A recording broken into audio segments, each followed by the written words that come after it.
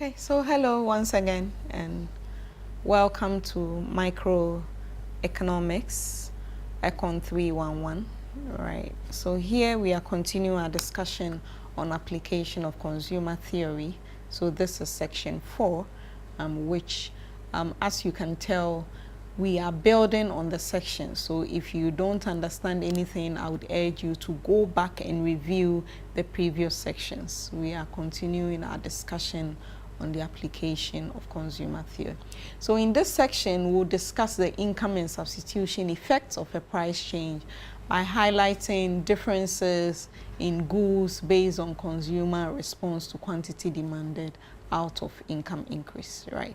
And then we'll look at application of consumer theory in terms of equivalent variation and compensating variations. We'll discuss all these within this section. In terms of the content, that is the outline, I'm looking at income and substitution effects, application of this, application of utility maximization concept in labor supply, compensating variation, equivalent variation, and then I'll do a comparison of these in this section. In terms of the section outline, at the end of the day, like I always say, I'll not belabor the points. They have been listed out here for you. You would have a very good understanding of what consumer theory is and how we apply them in terms of policy that are made daily. The section that you need to read in the textbook is chapter 15 of variant, which is intermediate micro. And if you are using Perloff, you are advised to read chapter 15 for this section. Really. So in terms of income and substitution effect, we know that when the price of a commodity changes, people change their behavior, right? And what is behind this change in behavior? The principle behind it are due to substitution and income effect, right? So with substitution effect, when a good becomes expensive, what do? You buy other products instead of that product, right? So that's a substitution effect. With income effect, when the price of a good increases, your real income falls. So what happens? You buy less of that good and less of all other commodities, right? So that is basically a decline. So here, as the price of A falls, real income rises, so the consumer will get to spend more on all other goods, including good A, right? So, in terms of the direction and size of the effect, we know that for normal goods, as the price falls, consumption rises, and as income rises, consumption rises. That is for normal goods. And for an inferior good, as the price falls, consumption rises. But as income rises, consumption falls. For a given good, on the other hand, as price falls, consumption falls, right? And as price rises, consumption falls. So note the difference. For inferior and normal goods, the substitution effect is always negative, right? Substitution effect is always negative. When it comes to given goods, they are peculiar goods that behave differently. That when the good becomes cheaper, you even buy less of it, right? And when your income increases, you also buy less of it. So let's look at a scenario where we have other goods and good A, right? So you have your typical indifference curves and budget constraints, right? So we have budget constraints BC1, right? So we have BC1, the individual picks point A, which is a point of equilibrium, and consumes 1 unit of QA and some other units of the other goods. When there is a decrease in the price of good A, we know it rotates the budget line outwards so the consumer can buy more of good A. Let's look at the point of equilibrium that this consumer picks. This consumer picks point B by increasing consumption of what? QA, right? So here, a decrease in price has led to an increase in what? Quantity demanded. So this is the total effect of the price change. We move from point A to point B, but we have to decompose this effect into both substitution and income effect. So how do we get that? For substitution effect, what we do is that prices have changed, but we want to tax away the excess income that the individual is gaining as a result of the decrease in price, right? So we use the new relative price ratios, which is the new budget line, the slope of the new budget line. We draw that budget line, imaginary budget line, to the old indifference curve, and we see the points that this consumer will pick, and you see that the consumer picks point C, right, as the consumption, where the utility level is not changing. But with new prices, you see the consumer increases consumption of QA. So in effect, a movement from points A to B is your total effect, right? So 1 to 2 is your total effect. The substitution effect is a movement from A to C, which is 1 to 3. Right, the consumer is substituting along the indifference curve because good A has become cheaper. Then the income effect is a movement from where? C to B. Right, now they can buy more. So 3 to 2 is the income effect of the price change. So here we see that with an increase in income that is coming from a decrease in price, right, the consumer is increasing consumption, so it is negative, right? Check this. It is not an outright increase in income. The increase in income is originating from a decrease in price, and that is why we are saying it is negative over here. And with the substitution, a decrease in price leads to increase in quantity demanded, so it is also negative. The total effect of the price change is a movement from A to B, which is 1 to 2, right? And here we can tell that as price decreases, quantity consumed increases, and this is for a normal good. In another scenario, if we want to see how this consumer behaves, we'll see that we have a different set of budget constraints and indifference curves, right? So the consumer picks point A with the original price, the price of good A decreases, and they go to pick point B of the good. Let's look at substitution. With substitution, we are using the slope of what? The new budget line, which is the relative price ratios.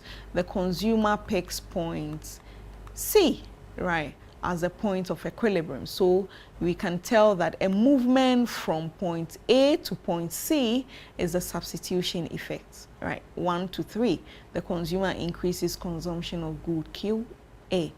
But let's look at the income effect. The income effect is a movement from point C to point B. So here you can tell that the consumer is decreasing consumption of QA because of an increase in income.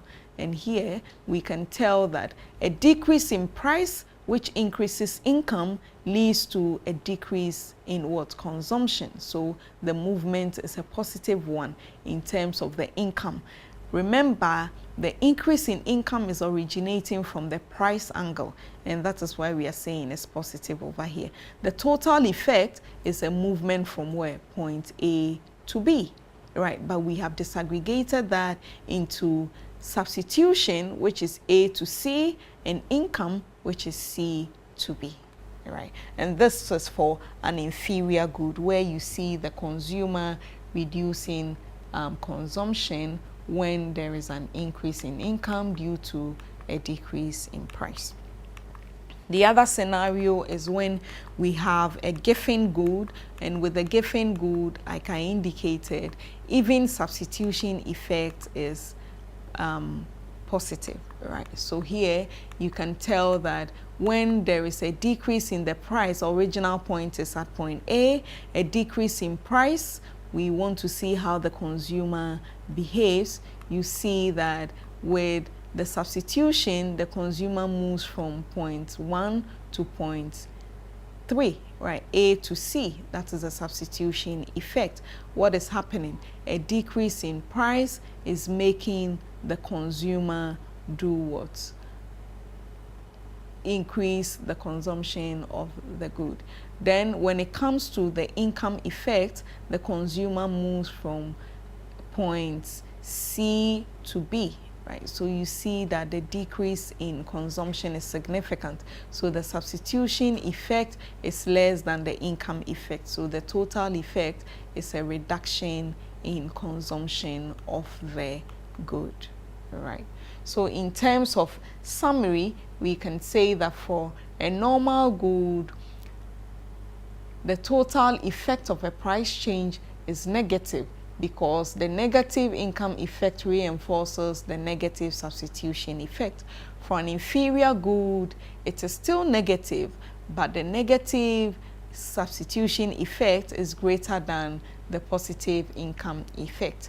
And for a given good, it is positive because substitution effect is less than the income effect at the end of the day.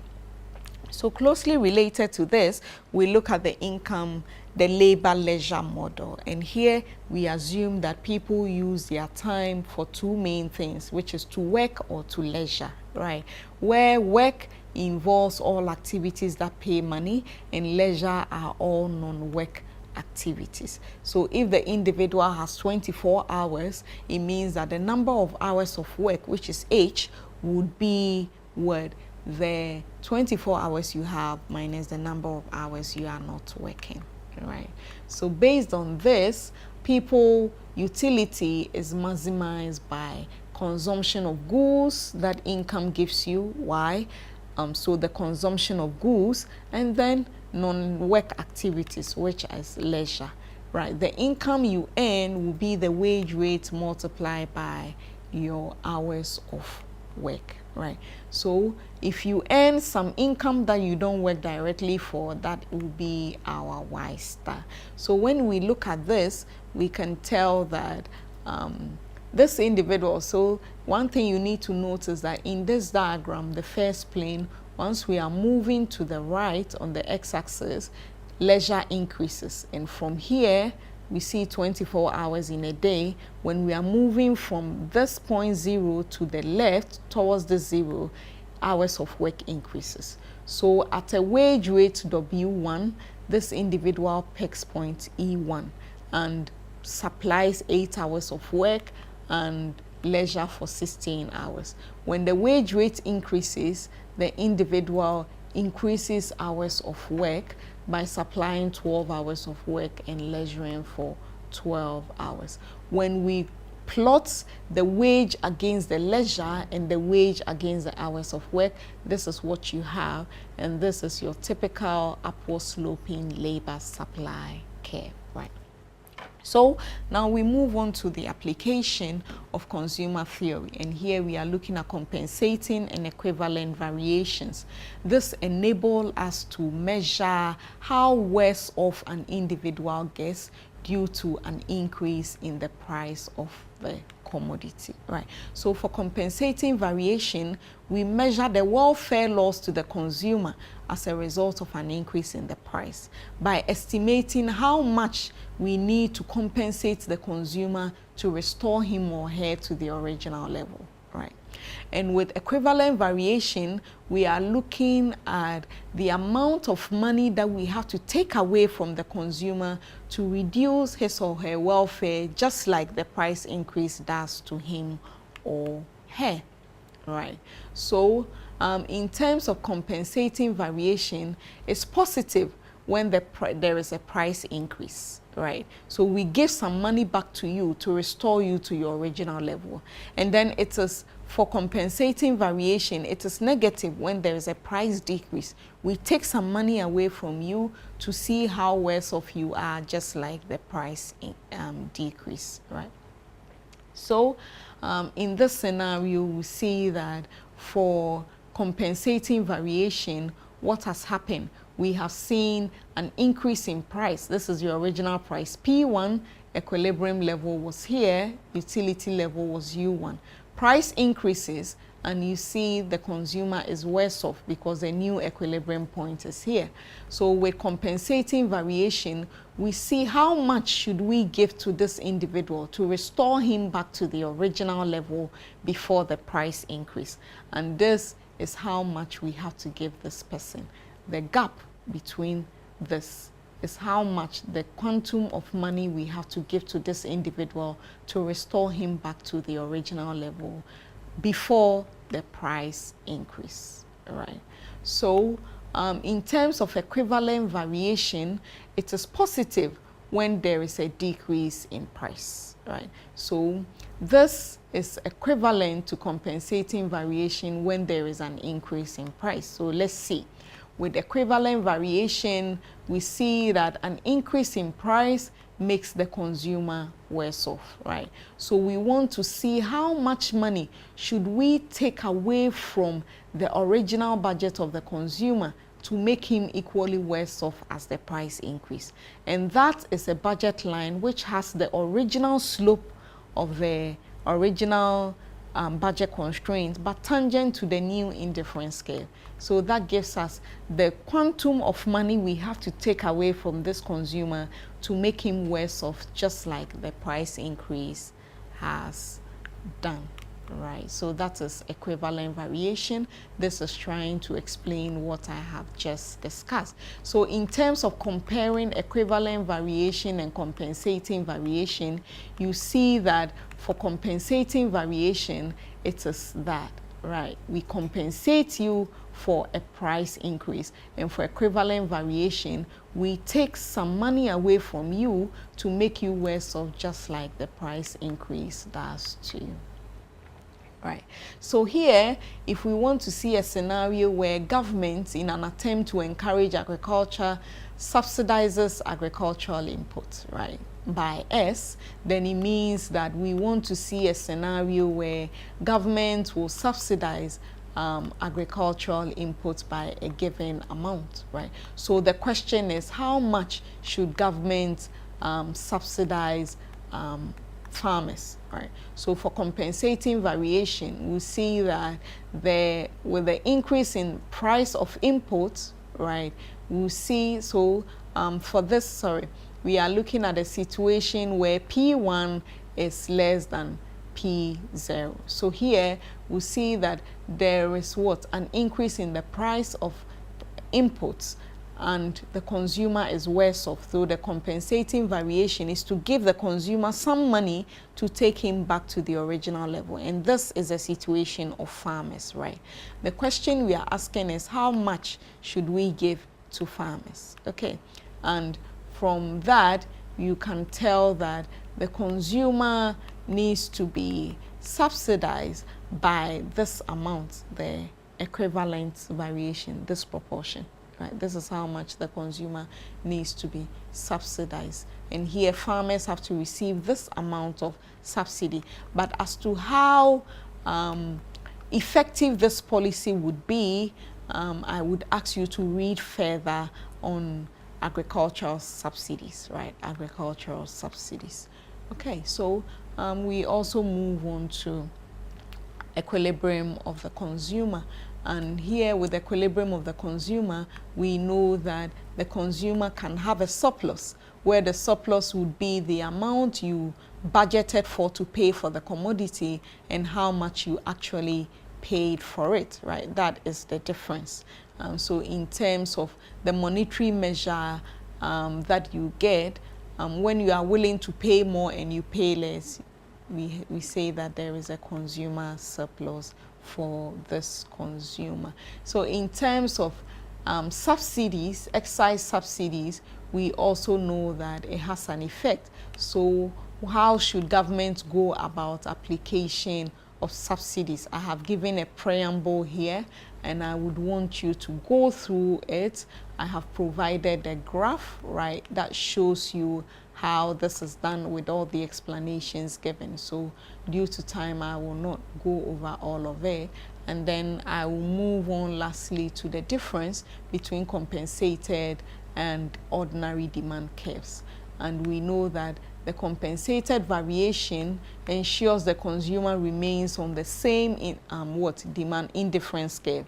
So that compensated indifference curve gives a steeper demand curve compared to the ordinary, because with the ordinary, which is the Marshallian demand curve, it includes both substitution and income effect. So in summary, we have discussed some applications of consumer theory in terms of looking at equivalent variation and compensating variations, and we have looked at how consumer is able to arrive at optimum bundles and all. I would ask you to graphically show the equivalent variation, right, the difference between equivalent variation and compensating variation using a price decrease, right?